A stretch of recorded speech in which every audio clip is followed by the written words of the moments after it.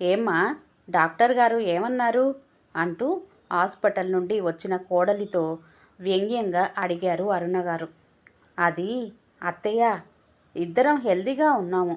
Medicines 3 నెలలు వాడమని చెప్పారు. అనుకున్నా ఇదే జవాబు మళ్ళీ వింటానని.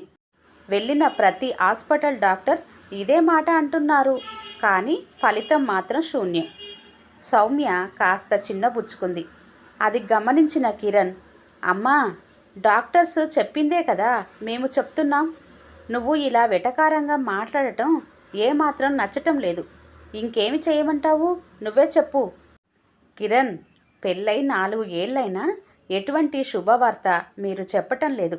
మీతో పాటు పెళ్ళి అయిన నీ ఫ్రెండు వర్ధన్ గాడికి ఓ కొడుకు, పక్కింటి సరోజ గారి అబ్బాయికి పెళ్ళై 1 ఏడాది గడిచిందో లేదో వారికి కూడా కవల పిల్లలు పుట్టారు. కానీ మన ఇంట్లో ఆ ప్రశ్నకు సమాధానం మాత్రం దొరకటం లేదు. బయటికి వెళ్ళాలంటే భయం వేస్తుంది. ఎక్కడ మనవడు మనవరాలు గురించి అడుగుతారని వారికి సమాధానం చెప్పలేక ఇంట్లోనే ఉంటున్నాను. నా తలరాతలో రాసిపెట్టి లేదేమో మనవడితో ఆడుకునే అదృష్టం. సర్లే, ఎన్నో అనుకుంటాం, అన్నీ అవుతాయా?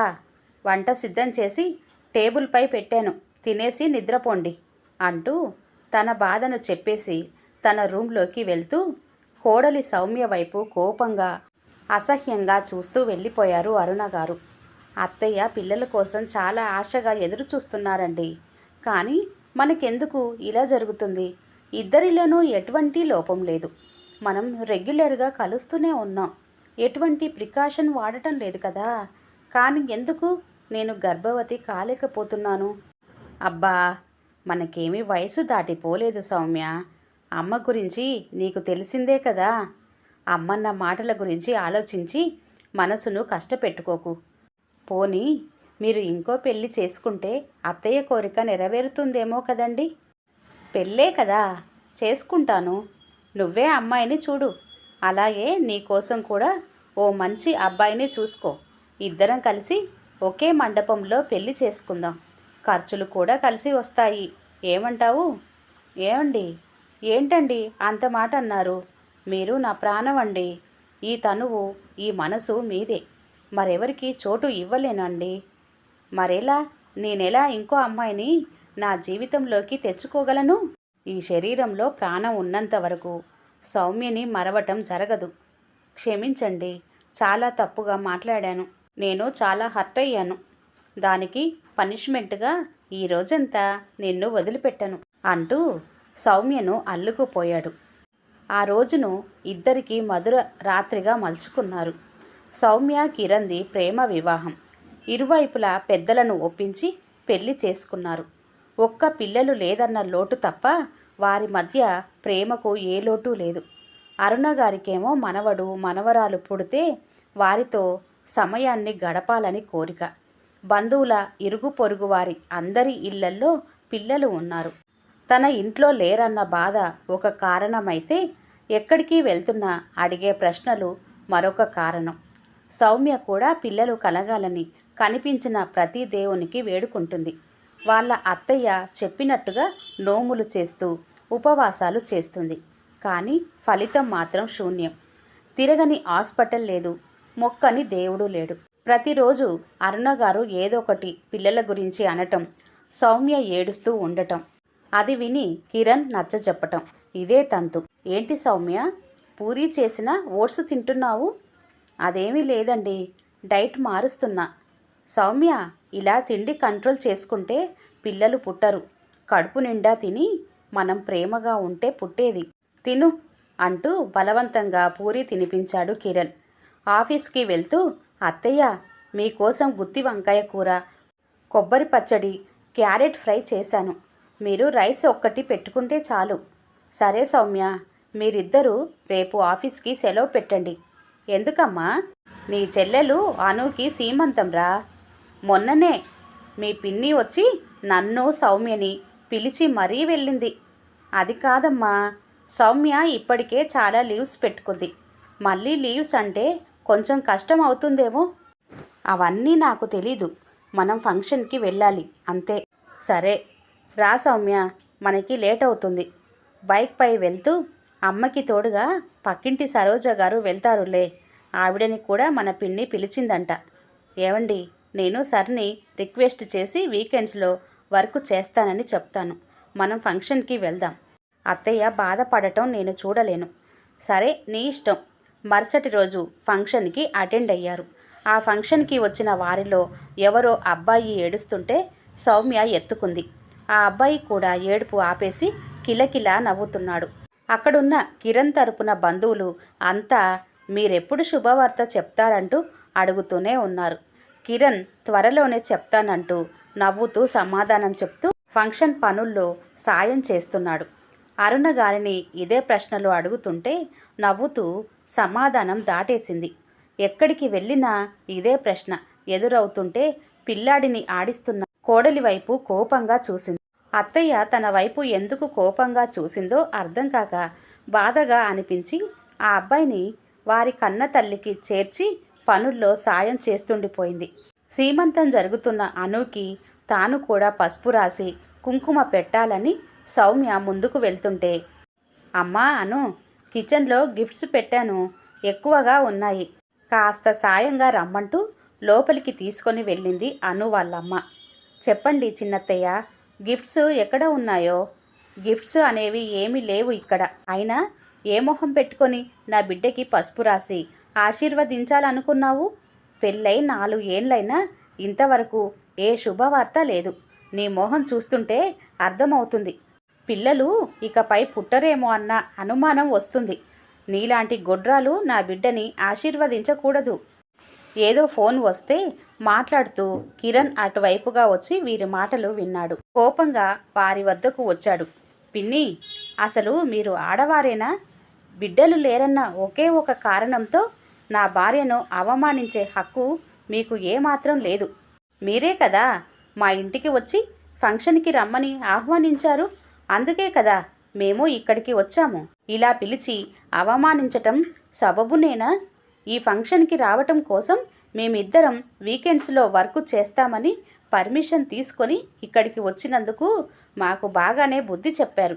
అరుణ గారిని సౌమ్యని తీసుకొని ఇంటికి వెళ్ళిపోయాడు కిరణ్. జరిగిన దానికి ఏడుస్తున్న సౌమ్య తన మాటలతో ఓదార్చాడు కిరణ్. సీమంతం ఫంక్షన్లో జరిగిన విషయం అరుణ ద్వారా విన్న పక్కింటి సరోజ గారు, సౌమ్యకి ఏదో ప్రాబ్లం ఉన్నట్టుగా ఉంది, అందుకేనేమో తనకి పిల్లలు పుట్టడం లేదు, అమ్మ కాలేదని అమ్మాయి జీవితం ఎప్పటికీ అసంపూర్ణమే, తన వల్ల మీ వంశం ఆగిపోకూడదు, నా మాట విని కిరణ్కి మరొక పెళ్లి చెయ్యండి అంటూ ఉచిత సలహా ఇచ్చింది. అప్పుడే ఆఫీస్ నుండి తిరిగి వచ్చిన కిరణ్, సౌమ్య విన్నారు. వారెవ్వా ఆంటీ, ఏం సలహా ఇచ్చారు? సౌమ్య ప్లేస్లో మీ కూతురు అక్షర ఉంటే ఇలాగే సలహా ఇస్తారా? ఒకరి జీవితంలో జోక్యం చేసుకునే హక్కు మీకు లేదు. అయినా ప్రాబ్లం ఉండేది సౌమ్యలో కాదు, నాలో. మీరు మనిషేనా? మొన్న మీకు జ్వరం వచ్చి చూసే దిక్కు లేకపోతే నా భార్య దగ్గరుండి సపర్యలు చేసింది. కనీసం ఆ కృతజ్ఞత కూడా లేదు. దయచేసి మా ఇంటికి రాకండి. సరోజ గారు సిగ్గుతో తలదించుకొని తన ఇంటికి వెళ్ళిపోయారు. ఏంటి కిరణ్, ఏమంటున్నావు? నీలో లోపం ఉందా? అవునమ్మా, డాక్టర్ ఇందాకే కన్ఫర్మ్ చేశారు. మెడిసిన్ వాడితే 1 or 2 ఇయర్స్లో నయం అయ్యే ఛాన్స్ ఉందని చెప్పారు. ఏమో, నాకు ఎప్పటికీ నయం కాకపోతే సౌమ్య జీవితం నాశనం అవుతుందేమో కదా. అందుకే నేనొక నిర్ణయం తీసుకున్నా. సౌమ్యకి విడాకులు ఇస్తాను. తాను ఇంకొక పెళ్లి చేసుకొని పిల్లలను కని అమ్మ అవుతుంది. అందరి చేత మాటలు పడే కర్మ తనకుండదు.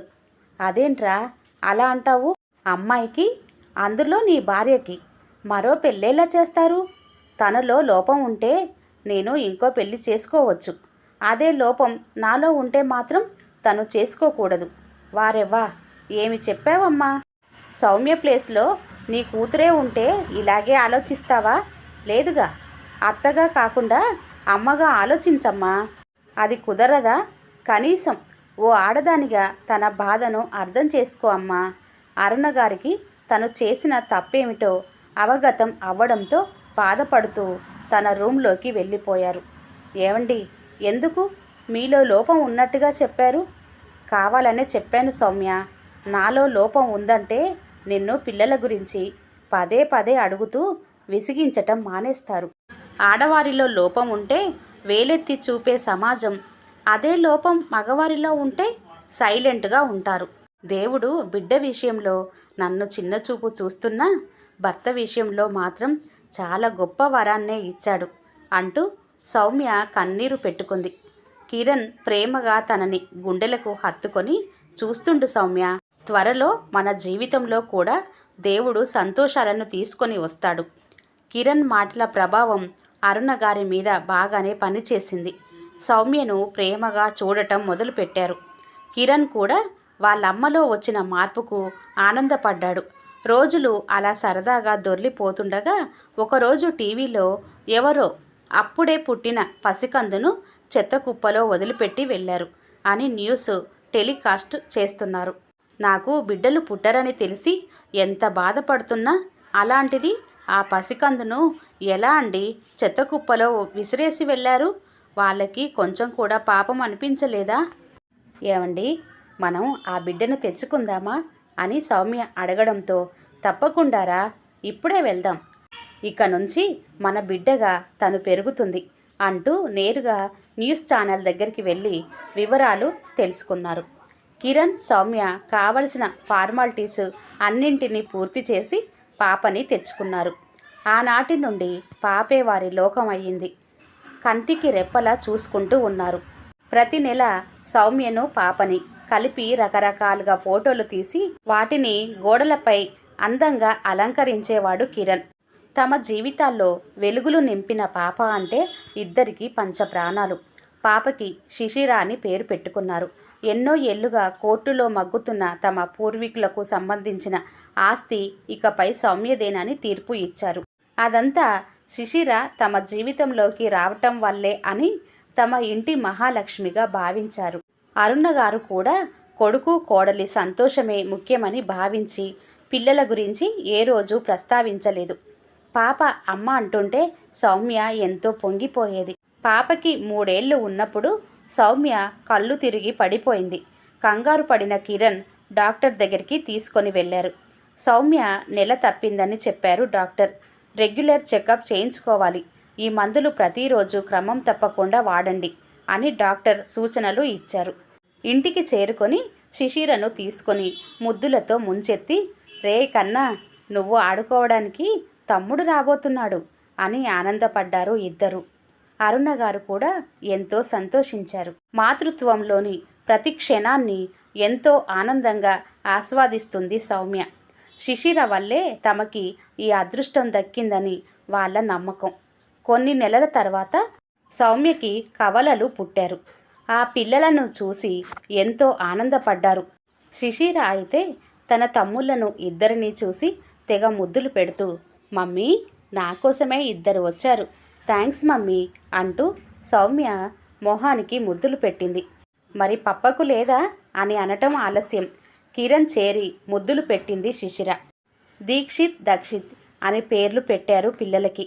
పిల్లల ప్రతి పుట్టినరోజుకి కొంతమంది పిల్లల్ని దత్తత తీసుకొని చదివిస్తున్నారు. దీక్షిత్, దక్షిత్ను ఎవరైనా ఏమైనా అంటే శిశిర అసలు ఊరుకోదు. చివరికి అమ్మా నాన్న అయినా సరే శిశిరకు తన తమ్ముళ్ళ పైనున్న ప్రేమను చూసి మురిసిపోయేవారు సౌమ్య, కిరణ్. శిశిర, దీక్షిత్, దక్షిత్ అల్లరి కేరింతలతో ఆనందంగా వారి జీవితం సాగిపోతుంది. ఈ కథ ఇంతటితో సమాప్తం అండి. కథ పేరు ఓ భార్య మనోవేదన. రచన ఎన్ ధనలక్ష్మి గారు. కథ కనుక నచ్చినట్లయితే లైక్ చేయండి, షేర్ చేయండి. అలాగే మరిన్ని మంచి వీడియోల కోసం ఛానల్ని సబ్స్క్రైబ్ చేసుకోండి. మరొక మంచి కథతో మళ్ళీ కలుద్దాం. అంతవరకు సెలవు. నమస్తే. ధన్యవాదములు.